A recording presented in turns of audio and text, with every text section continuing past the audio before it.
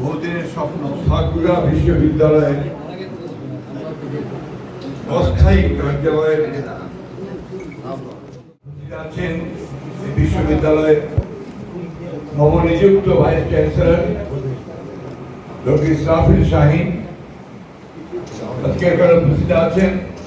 আমরা আনন্দিত বোধ করছি যে আমাদের এই গ্রেটার দিনাজপুরের এবং আমার পাশের জেলার আরেকজন অত্যন্ত কৃতি সন্তান আমাদের পানি সম্পদ মন্ত্রণালয়ের মাননীয় মুখ্যমন্ত্রী ফওয়াদ হোসেন আজাদ এখানে আজকে এখানে উপস্থিত আছেন। অত্যন্ত আমাদের গুণীজনরা, আমাদের এমপি আছেন, আমাদের বীরগঞ্জ থেকে জাহিদুর রহমান এবং গুণীজনরা অনেকেই আছেন।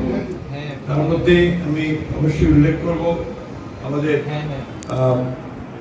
মনোজ কুমার দে, আমার শৈশবের বন্ধু এবং বিশিষ্ট শিক্ষাবিদ উপস্থিত আছেন। আমাদের ডক্টর শহীদুজ্জামান বায়ু পরিচালক উপস্থিত আছেন। আমাদের জালাল সাহেব উপস্থিত আছেন। ব্যক্তিত্ব উপস্থিত আছেন বিএনপির সভাপতি ফয়সাল এবং একই সঙ্গে এখানে ঠাকুরগাঁয়ের বিভিন্ন স্তরের সম্মানীয় ব্যক্তিবর্গ। আসলে বড় চিন্তা তাহলে কিছুটা কাজ করা। আমরা ঠাকুরগাঁয়ের এই বিশ্ববিদ্যালয়ের জন্য আমরা চিন্তা করছি এবং সেই চিন্তাটাকে বাস্তবায়িত করতে গিয়ে আমরা খুব দ্রুত মুভ করছি।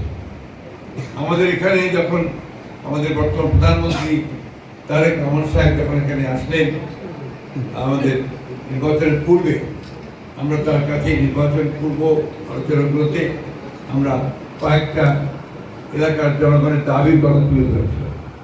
তার মধ্যে অন্যতম দাবি ছিল আমাদের এই ঠাকুরগাঁও বিশ্ববিদ্যালয়ের দাবি। তিনি এই দাবিটি মঞ্জুর করেছেন। সেই সঙ্গে আমরা একটা মেডিকেল কলেজ চেয়েছিলাম, উনি মেডিকেল কলেজটাও মঞ্জুর করেছেন সরকার গঠন করার পরে। আমরা দুটো উপজেলা চেয়েছিলাম, সেই উপজেলাগুলো তিনি আমাদেরকে মঞ্জুর করে দিয়েছেন। আমি আজকে এই অস্থায়ী সভায় বলবো, কোনো সভা হচ্ছে না ছিল। আমি অস্থায়ী সভায় আমি আপনার মাধ্যমে আমাদের প্রধানমন্ত্রী যেমন তারেক রহমান সাহেবকে কৃতজ্ঞতা জানাতে দিতে চাই। তিনি জনগণের যে আকাঙ্ক্ষা, সেই আকাঙ্ক্ষাকে সম্মান করে অতি দ্রুত এখানে বিশ্ববিদ্যালয়ে অ্যাপ্রুভাল দিয়েছেন। শুধু অ্যাপ্রুভাল দেননি, তিনি ভাইস চ্যান্সেলর নিয়োগ করেছেন। শুধু নিয়োগ করেনি, তিনি আর্থিক কিছু অনুদান করেছেন, অর্থাৎ শুরু করতে হবে।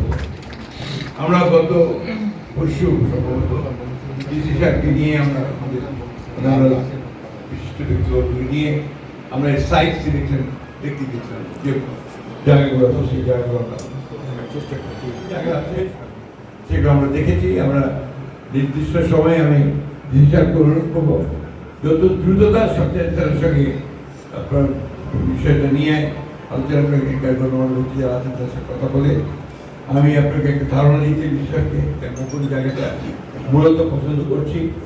এটা আমরা এমনভাবে কাজ করতে চাই, আমি আগেও বলেছি যে আমরা কৃষি জমি বেশি নষ্ট করতে চাই। এটা একটা বড় সমস্যা আমাদের। কিন্তু এই কৃষি জমি নষ্ট না করে যতটা সম্ভব আমরা একটা কি বলবো যে একটু উপরের দিকে যাওয়ার কথা চিন্তা করবো। সেই সঙ্গে যেটুকু না হলে না সেটুকু কৃষি আমরা নিয়ে কাজ করার চেষ্টা করবো। দ্বিতীয়ত হচ্ছে যে আমাদেরকে সবসময় মনে রাখতে হবে বিশ্ববিদ্যালয় কিন্তু বিশ্ববিদ্যালয়, বিশ্বের সঙ্গে তার সম্পর্ক। এটা কোনো সাধারণ কলেজ নয় বা একটা মাদ্রাসা নয়, এটা ইউনিভার্সিটি। সুতরাং এই দৃষ্টিভঙ্গিটা সেই বিশ্বের মধ্যে রাখতে হবে, সেভাবেই রাখতে এগোতে হবে। আমরা জানি অনেক চাপ আসবে বাচ্চাদের উপরে, তাকেও আমরা মনোনীত করেছি এই জন্যে তিনি আমাদের ঠাকুরগাঁয়ের সন্তান এবং স্কুল থেকে তিনি পাশ করেছেন। তার একটা নিঃসন্দেহে নিজস্ব একটা কি বলবো আর্ট, একটা আকাঙ্ক্ষা থাকবে যে তার মাটির যে কাজটা সেই কাজ থেকে সে অত্যন্ত যোগ্যতার সঙ্গে প্যাশন দিয়ে ভালোবাসার সঙ্গে সেই কাজটা করার চেষ্টা করবে। যাই কথা কোথায় বলেছি, চিন্তাটা করতে হবে বড়, সেই চিন্তার মধ্যে যেতে হবে। ফ্র্যাঙ্কলি বলি, আমি এইভাবে এর উদ্বোধন চাই না, এটা বেফিটিং না, নট নেক্সট টাইম যদি সুযোগ আসে যখন যেটা করবেন দয়া করে একটা বিফিটিং হয়তো করবেন। এখানে আপনার সবাই আপনাকে সাহায্য করবে, সবাই আপনাকে সহযোগিতা করবে। আপনার এখানে ডেপুটি কমিশনার সাহেব আছেন, আমাদের বিএনপি নেতারা আছেন, জামান সাহেব আছেন, মন্ত্রী সাহেব আছেন, আমাদের অন্যান্যরা আছেন, সবাই সাহায্য করবেন। দ্যাট শুড বি বিফিটিং না, এটা হওয়া উচিত।